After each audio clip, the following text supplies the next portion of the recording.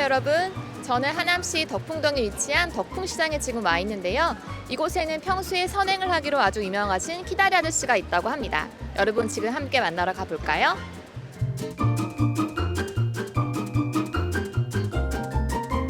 안녕하세요. 와, 떡 맛있는 거 진짜 많네요. 저 여쭤볼 게 있는데 혹시 하남의 키다리 아저씨라고 혹시 아시나요? 알죠. 그분 유명하신 분이세요. 네네. 네, 뭐 저런 반찬 가게 같은 데서 반찬 같은 것도 사셔다가 혼자 사시는 어르신들한테는 몰래 갖다 드리고요.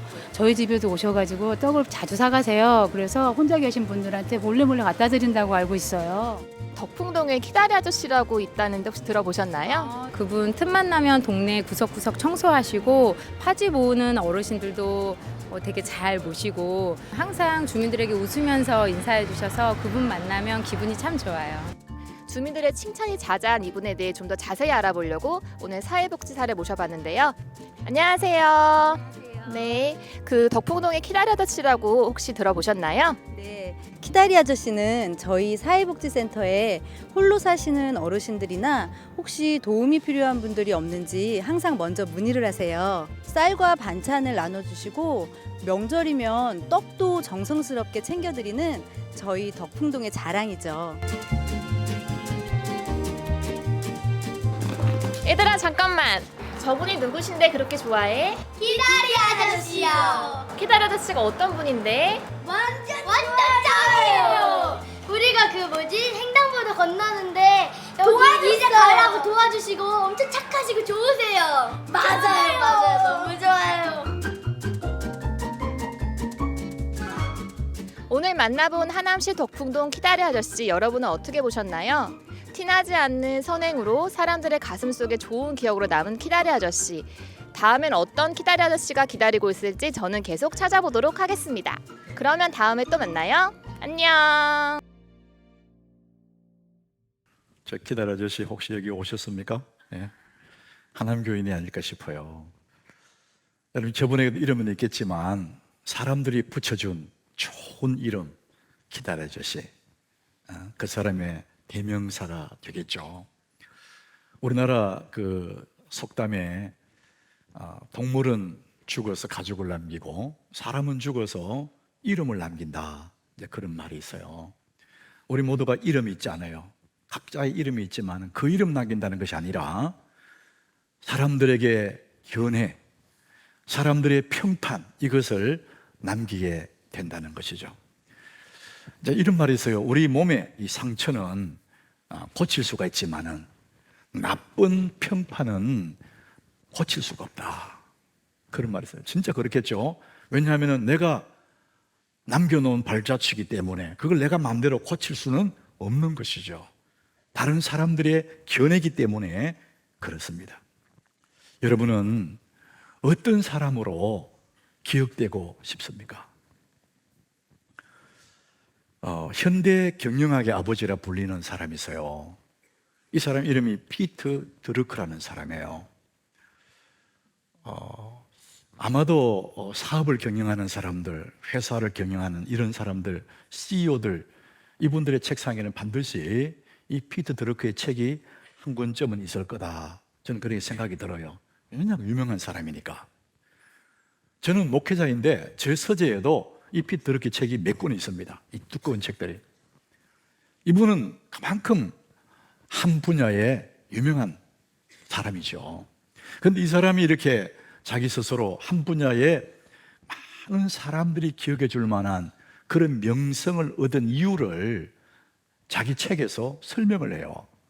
이 피터 드러크가 어린 시절 13살 초등학교 시절에 선생님이 반에 들어와서 물었다는 겁니다. 보통 선생님들이 이렇게 묻죠. 너희들이 커서 이 다음에 무엇이 되고 싶니? 이렇게 물어요. 그럼 아이들이 막 손을 들고 나는 의사가 될 거예요. 나는 변호사가 될 거예요. 막 이러잖아요. 근데 그렇게 물은 것이 아니라 그 선생님이 이렇게 물었대요. 너희들이 이 다음에 어떤 사람으로 기억되고 싶니? 이렇게 물었다는 거예요. 굉장히 철학적이잖아요. 한 명씩 지명해서 물었는데 아무도 대답을 못했다는 겁니다. 그 선생님이 이렇게 말씀하셨대요. 그래, 내가 이 질문에 너희들이 대답하리라 기대하지 않았지. 지금은 어리니까. 그 너희들이 30년을 살고 40년을 살고 50이 넘었을 때 그때도 이 질문에 대한 대답을 못한다면 너는 인생을 허비한 거야. 이렇게 말씀하셨대요. 그래서 이 피터 드러크는 선생님의 그 말씀을 잘 되뇌있답니다. 나는 어떤 사람을 기억되면 좋을까? 이 생각하며 살다 보니 어느덧 자기가 많은 사람의 명성을 넣는 그 자리에 와 있더라. 자기 책에서 고백을 그렇게 해요. 제가 하남교회 담임 목사 후보가 됐을 때, 17년 전 후보가 됐을 때, 마지막 후보 4명에 저도 모르게 후보가 됐더라고요. 그때 이제 하남 교인들이 이분이 어떤 분인지 알아보려니까 알아볼 길이 없는 거예요. 나를 추천한 사람 임지당회장 목사 한 분인데 이분 말밖에는 알 길이 없는 거예요. 미국에 살고 있으니까 가볼 수가 없고. 그래서 내가 심우할 때 전도사로 있었던 그 교회가 요 가까이에, 그 당시 이름이 미사청 교회야. 미사청 교회. 옛날 분들 다 알아요. 그 이름 바꾸어서 하남 예일교회인데 그 교회 제가 전도사로 있었거든요. 그래서 사람들이 거기 전화한 거예요. 뭐 이 터비기들이 다 아는 사람들이니까 방생일 전도사 그 어떤 사람이야? 물어본 거예요. 그래서 사람들이 그분 너무 좋은 사람이야. 아마도 다 이렇게 얘기를 했는 것 같아요. 그걸 얘기 안 했으면 내가 여기 없지. 저는 거기에 신학대학원 3년 다닐 때 1학년, 3학년까지 그 교회 전도사였거든요. 그리고는 떠났어요. 20년이 지나고 25년이 지났어요. 그런데 나는 벌써 오래전에 떠나고 없는데 내게 남겨진 게 있어요. 사람들의 평가입니다. 평판이에요. 그들의 기억 속에 나라는 사람의 흔적을 가지고 있는 겁니다. 사람은 갔는데 흔적은 남아있는 것이죠. 요즘 대기업에 중요한 사람을 인재를 채용할 때 그 사람을 검증하는데 2가지로 검증한다는 거예요. 첫 번째는 백그라운드 책 이렇게 해가지고 흔히들 하는 이력서, 그 사람의 경력, 그다음에 범죄 경력 이런 거를 체크해 보는 거예요. 보통 이렇게 하잖아요. 백그라운드 체크를 하거든요. 그게 가장 기본적인데, 그다음에 또 하나의 체크를 한답니다. 레퍼런스 체크라고 해가지고 이 사람이 살아온 삶의 흔적들, 이다음에 이전 직장에 있던 동료들에게도 물어보고 이 사람 잘 아는 사람들에게도 물어보는 겁니다. 레퍼런스를 체크하는 거예요. 그래서 여러분 취업하러 하려고 면접에 가보면은 이미 사람 오기 전에, 내가 오기 전에 레퍼런스가 먼저 와 있다는 거예요. 내 평판이 먼저 와 있다는 겁니다. 지금 시대는 그런 시대입니다. 여러분, 성공적인 인생이란 어떤 인생일까? 많은 것을 소유하고 좋은 자리에 올라가고 그 또한 성공이겠지만 진짜 성공적인 인생은 뭐냐? 사람들에게 좋은 평판을 남기는 사람입니다. 그 사람 진짜 괜찮은 사람이야. 이런 평판 남기는 그 사람이 진짜 잘 살아온 인생이거든요.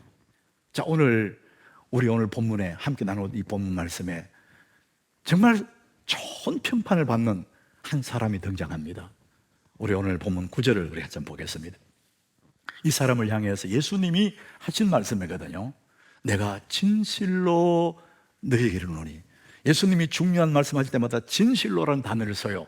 내가 진실로 너희에게 이르노니 온 천하에 어디서든지 복음이 전파되는 곳에는 이 여자가 행한 일도 말하여 그를 기억하리라 하시니라. 이 여자가 얼마나 예수님 마음을 감동시켰는지 온 천하 그랬어요. 어디 있어든지 복음이 전파되는 곳마다 이 여자의 행한 일을 말해서 기억하도록 해라. 이런 말을 하는 거예요. 여기서 말하는 이 한 여자, 오늘 보면 한 여자, 이 여자 이렇게 말하지만은 요한복음 보면은 마르다의 동생 마리아입니다. 마리아가 이런 아름다운 평판을 받고 있는 거죠. 이게 무슨 얘기냐면 그때 이제 예수님이 십자가에 돌아가시기 이제 이틀 전이에요. 그래서 오늘 본문 우리가 그 앞에 보면 1절에 보면은 예수님이 이 사건이 언제 있었냐면은 6월절 이틀 전이라 그래요. 여러분 6월절 이틀 전 그 말은 뭐냐? 6월절이 되면은 6월절 어린 양으로 예수님 십자가에 잡히시고 돌아가시거든요. 그 다른 말로 하면은 오늘 본문의 이 이야기는 예수님이 돌아가시기 이틀 전에 얘기를 하는 거예요. 굉장히 의미가 있어요. 성경이 때를 말할 때는요, 굉장히 중요한 의미를 담고 있거든요. 예수님 돌아가시 이틀 전에 무슨 일이 있었느냐? 예수님이 저들과 함께 베다니에 시몬이라는 사람 집에 들어가서 만찬을 해요. 식사를 해요. 근데 그 자리에 한 여자, 그게 마리아가 온 거예요. 손에는 아주 값비싼 향유 옥합을 들고 온 겁니다. 그리고 예수님 뒤로 가서 예수님 머리에 향유의 뚜껑을 딱 자르고 머리에 부어드린 겁니다. 이것은 그 당시 풍습으로 손님에게 향유를 발라드리는 그런 좋은 전통이 있었다는 겁니다. 뿐만 아니라 사람이 죽으면 시신에다가, 장례식 시신에다가 향유를 발라드린다. 그런 그 당시에 풍습이 있는 거예요. 자, 오늘 본문 8절에 보면은 예수님이 그 말씀 하시거든요. 이 여자가 이제 그 향유를 부은 것은 그가 힘을 다하여 내 몸에 향유를 부어서 뭐 했냐? 내 장례를 미리 준비하였느니라. 이틀 후 예수님 돌아가시기 때문에 이 여인은 미리 내 몸에 향유를 부었다. 예수님 그렇게 평가를 하시는 거예요. 이 마리아는 그런 의도로 했는지 우리는 알 수는 없어요. 그런데 그 값비싼 것을 예수님에게 부어드렸다는 것이죠. 그런데 이렇게 예수님이 좋은 평가를 하고 칭찬하는 이 여인을 향해서 막 화를 내고 분을 내는 사람이 있어요. 그게 가롯 유다입니다. 자, 오늘 5절에 한번 보시면은 이 향유를 300데나리온 이상에 팔려, 300데나리온은 일반 노동자들의 1년 품삯이에요. 1년 연봉이죠. 이 향유 값이 그 정도 나간다는 거예요. 300데나리온 이상에 팔아서 가난한 자들에게 줄 수 있을 게도다.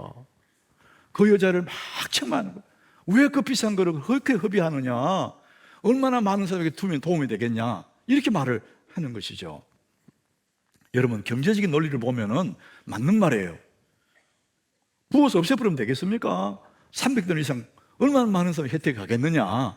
경제적인 논리는 틀림없이 맞는 말이에요. 그런데 더 중요한 것이 뭔지를 모르는 거죠, 이 사람은. 오직 계산적인 사람이라는 것이죠. 마리아는 예수님을 너무 사랑하기 때문에 더 많이 들고 싶은데 가룟 유다는 계산하는 겁니다. 우리가 유다 그러면은 어떤 기억을 가지고 있느냐? 예수를 판 사람. 모든 예수 믿는 사람들의 기억 속에는 유다는 나쁜 사람으로 기억된 겁니다. 좋지 못한 평판으로 기억돼 버리는 거예요. 성경에도 예수님이 하신 말씀이 마태복음 26장 24절에 뭐라고 평가했느냐? 인자는, 예수님 자신을 말하죠. 인자는 자기에 대해 기록된 대로 가거니와 인자를 파는 그 사람, 가룟 유다죠. 화가 있으리로다. 그 사람은 차라리 태어나지 않아야 했더라면 제게 좋을 뻔하였느니라. 유다에게도 많은 기회가 있었어요. 좋은 평판을 받을 수 있는 수많은 기회가 있었어요. 그런데 다 날려버리고 늘 계산적으로 하다 보니까 마지막에 차라리 태어나지 않았으면 좋을 뻔했다. 이런 평판을 남기고 간 거예요.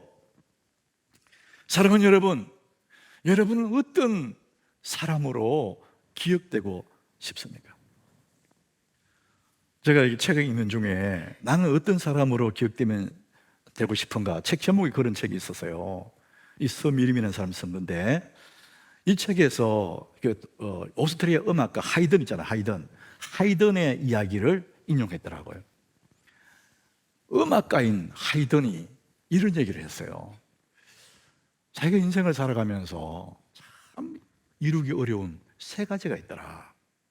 돈 버는 것보다 더 어려운 일, 출세하는 것보다 더 어려운 일 세 가지가 있던데, 그 첫 번째가 뭐냐? 사람들에게 명성을 얻는 일이 참 어렵더라. 좋은 평판을 얻는 게 어렵다는 거예요. 두 번째는 내가 얻은 그 명성을 유지하는 것이 참 어렵더라.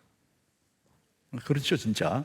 세 번째가 뭐냐? 내가 죽었어도 그 명성을 보유하는 것이 참 어렵다. 굉장히 의미 있는 말을 했습니다. 사랑하는 여러분, 우리가 살아가면서 우리 주변에 있는 수많은 사람들, 나를 기억하는 많은 사람들에게 기억이라는 유산을 남기게 될 거예요. 어떤 기억의 사람으로 되고 싶냐 이거예요. 프린스턴 대학의 설교학 교수인 블랙우드라는 그 박사가, 제가 자주 이 말씀 드렸는데, 이분은 이런 얘기를 해요. 좋은 부모는 자녀에게 좋은 유산을 남긴다, 이런 얘기를 해요. 좋은 부모는 좋은 유산을 남기는 사람이다. 자, 이분이 말하는 좋은 유산 세 가지가 있어요. 우리 유산 그러면 자꾸 이제 재물, 집, 땅 이런 얘기하는데 그게 아니고, 정말 좋은 부모는 좋은 유산을 남기는데 첫 번째가 뭐냐? 좋은 기억의 유산이랍니다. 따라합시다. 좋은 기억. 그게 최고 좋은 유산이라는 거예요. 자, 두 번째가 뭐냐? 좋은 부모는 자식에게 유산을 남기는데 좋은 습관이라는 유산, 좋은 습관 유산을 남긴다는 거예요. 그 아이는 평생 좋은 습관을 받아서 살아가게 될 테니까. 자, 세 번째 유산을 말합니다. 좋은 부모는 자녀에게 좋은 인생의 목표, 그 유산을 남긴다는 겁니다. 사람이 인생 목표 따라 살거든요. 이 세 가지가 다 기억의 유산, 습관의 유산, 목표 유산, 이 세 가지가 다 물질적인 게 아니에요. 무형의 유산입니다. 정신의 유산이라는 거예요. 그 중에 가장 첫 번째가 기억의 유산이라 그럽니다. 여러분들 어떤 기억을 남기고 싶습니까? 어떤 유산을 남겨주고 싶어요? 여러분이 잘 아는 록펠러라는 사람, 이 사람은 엄마로부터 좋은 기억의 유산을 받았다는 거죠. 엄마는 이 아이에게 유산을 남기기 위해서 매주일마다 맨 앞자리 가서 예배 드리는 거예요. 얘야, 너 교회 오면 언제나 예배 앞자리에 앉아 예배 드려라. 엄마는 그걸 아이의 가슴 속에 새겨 넣은 거예요. 그리고 소득의 11조를 반드시 바쳐라. 엄마는 늘 그걸 보여주면서 그 아들 록펠러 가슴에 새겨 넣은 거예요. 그리고 세 번째는 교회 담임 목사님을 하나님 다음으로 모셔라. 제가 이런 말하면 제가 부끄러운데 이것이야말로 복 있는 사람이 되는 첩경이라는 겁니다. 그 아이가 영원히 교회를 떠나지 않고 복 있는 길로 갈 수 있는 첩경이 뭔데 그거라는 거예요. 그래서 엄마는 자식에게 좋은 기억이라는 유산을 물려준 것이죠. 고도원의 아침 편지라는 그에 보니까 제 마음을 따뜻하게 하는 그런 글귀가 있더라고요. 내가 아는 사람 중 마음이 아픈 사람들은 나를 떠올리며 찾아가고 싶은 사람으로 기억했으면 좋겠다. 힘들고 외로울 때 내가 생각났다면 난 얼마나 좋은 사람이냐.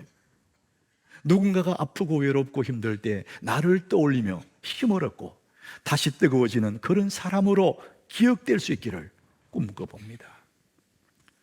우리가 대단한 일은 못한다 할지라도 누군가가 힘들어할 때, 괴로워할 때, 슬플 때, 앞이 안 보일 때 내가 생각난다. 그럼 나는 그 사람의 기억에 너무나 좋은 평판을 가진 그런 사람 아닙니까? 사랑하는 여러분, 우리 하나님교회 성도 여러분, 여러분들 우리는 이 땅에 나를 아는 모든 사람들에게 좋은 기억이라는 그런 유산을 남기시기를 축복합니다. 그게 잘 산 사람의 모습이에요. 자, 그런데 우리 자식들에게 팍팍한 인생을 살다 보니 좋은 유산보다도 안 좋은 상처도 줄 수 있고 그게 후회가 되거든요. 다시 지금 자식을 다 기른다면 잘 기를 수 있겠다 그런 생각이 들지만 이미 다 지나가 버렸잖아요. 그래서 우리가 본의 아니게 좋은 기억을 못 남길 수도 있어요. 또 나를 아는 많은 사람들에게 나도 모르게 몰라서 힘이 없어서 실수로 잘못된 평판을 남길 수도 있어요. 그건 사람이기 때문에 어쩔 수 없어요. 그러나 여러분 반드시 좋은 기억을 남겨야 할 대상이 있습니다. 사람들에게는 다 모두에게 그 평판을 못 받아도 반드시 그분에게는 좋은 평 받아야 할 사람이 있어요. 그분 누구냐? 하나님입니다. 여러분 하나님께 좋은 평판을 못 받으면 인생 자체가 끝입니다. 이 대표적인 사람이 뭐냐? 십자가의 한편 강도입니다. 누가복음 23장 42절에 강도가 일생 동안 얼마나 사람들을 괴롭혔습니까? 사람들이 다 싫어하는 인생을 살았지 않습니까? 그 자기 죄 때문에 십자가에 달렸잖아요. 죽으려고 사형받았거든요. 근데 십자가에 달릴 생각해 보니 자기 살아온 날이 너무 후회가 돼. 근데 중앙에 있는 예수를 바라보니 그분이 하나님 아들인 것에 눈이 뜨여진 거지요. 그래서 그때 얘기하는 거예요. 예수여, 당신의 나라에 임하실 때에 나를 기억하소서. 정말 면목 없지만 나를 좀 기억해 주세요. 예수님이 그 말을 받은 즉시를 바랍니다. 오늘 네가 나와 함께 낙원에 있으리라. 한 번도 예수님은 외면한 적이 없거든요. 오늘 네가 나와 함께 낙원에 있으라. 이 강도는 자랑거리가 하나 없습니다. 세상에 잘 살아왔던 삶 자체가 없어요. 그런데 마지막에 오늘 네가 나와 함께 낙원에 있으리라. 주님 나를 기억해 주십시오. 하나님이 기억 속에 있으니 사람에게는 인정 못 받았는데 오늘 네가 나와 함께 낙원에 있으리라. 예수님 말씀에 의지하면 그는 낙원에 가 있다는 것입니다. 여러분, 마리아도 그런 사람이에요. 모든 사람에게 다 좋은 평 받은 게 아니에요. 오늘 4절 한번 보십시오. 어떤 사람들이 화를 냈어요. 근데 왜 그렇게 하느냐? 향이 왜 그 허비하느냐? 어떤 사람들 그랬어요. 가룟 유다가 대표적으로 막 소리내고 300데나리짜리 왜 그렇게 하냐면 말을 했지만은 뒤에 있는 다른 사람들도 맞아 유다 말이 맞아, 저 여자 이상해, 이랬다는 거예요. 거기에는 예수님 제 아들이 같이 있었거든요. 그러니까 말은 하지 않는데 뒤에 숨어가지고 맞아 저거 잘못된 거야, 이런 말을 했다는 거예요. 그러니까 마리아도 모든 사람이 좋은 평만 들은 거 아니라는 거예요. 사람들은 그렇게 말을 했다 할지라도 예수님은 그 마리아를 향해서 9절에 이런 평판을 합니다. 우리 다시 9절 같이 읽어봅니다. 내가 진실로 너희에게 이르노니 온 천하에 어디서든지 복음이 전파되는 곳에는 이 여자가 행한 일도 말하여 그를 기억하리라 하시니라. 온 천하라 그래요. 어디서든지 그래요. 성경은 중요한 말 할 때마다 진실로라는 용어를 써요. 예수님이 지금 내가 진실로 이렇게 말합니다. 그게 중요한 말을 하겠다는 거거든요. 온 천하 어디서든지 anywhere 어느 장소든지 이 여자의 행한 일을 다 말하고 사람들로 하여금 그녀를 기억하게 해라, 이렇게 말씀하시는 거예요. 너무나 아름다운 향기 나는 인생 아닙니까? 여러분, 주님이 기억해 주시는 그런 삶이 최고의 삶입니다. 때로는 사람들에게 잘못된 평을 받는다 할지라도 여러분, 주님 앞에 주님의 기억되어지는 그런 삶이 되시기를 축복합니다. 그것만은 놓치지 말아야 되는 것입니다. 마리아가 어떻게 이렇게 아름다운 평판을 받는 그런 삶을 살았을까? 어떻게 그런 좋은 유산을 남겼을까? 자, 오늘 우리 본문에 보니까 7절 이렇게 말합니다. 예수님 말씀이죠. 가난한 자들은 항상 너희와 함께 있다. 왜 그 돈을 가난한 자들에게 안 나눠주는 그런 말하니까 가난한 자들은 항상 너희와 함께 있어. 그래서 아무 때나 원하는 대로 그들을 도울 수 있지. 그런데 나는 너희와 함께 항상 있지 않는다. 이틀 후이면 난 떠난다는 거예요. 그래서 이 마리아는 이틀 후에 떠날 그 예수님에게 헌신을 한 겁니다. 여러분, 헌신에도 기회가 있는 거예요. 따라합시다. 헌신에도 기회가 있다. 기회가 왔을 때 헌신해야지. 기회가 지나가고 나면 헌신할 수 있는 기회가 없어요. 저도 이민교회 목회하다가 하남교회 이제 목회가 여기서 제가 마지막 목회하겠죠. 내 삶의 여정 목회길을 보니까 헌신할 수 있는 좋은 기회들이 와요. 성전을 건축한다든지 뭐 특별 헌금을 한다, 이 기회가 있어요. 근데 그게 너무나 좋은 기회인데 그때 헌신 못하면 지나가 버리는 거예요. 내 인생 여정 속에 여러분, 예수 믿는 사람 많잖아요. 교회 건축하는 사람 많지 않습니다. 아무나 하는 게 아니에요. 근데 그런 기회가 왔을 때 기회를 잡아야 되는데 기회가 지나가. 예수님 하시는 말씀이 나는 너희와 항상 함께 있지 아니하니라. 헌신에도 기회가 있는 거예요. 8절에 이렇게 말합니다. 8절.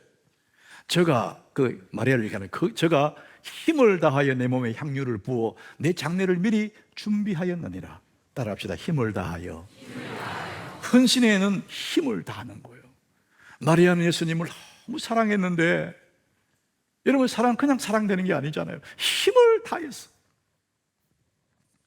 마가복음 12장 30절에 하나님을 사랑할 때 어떻게 하라 그러느냐? 너는 마음을 다하고 목숨을 다하고 뜻을 다하고 힘을 다하여 주 너의 하나님을 사랑하라 하신 것이요.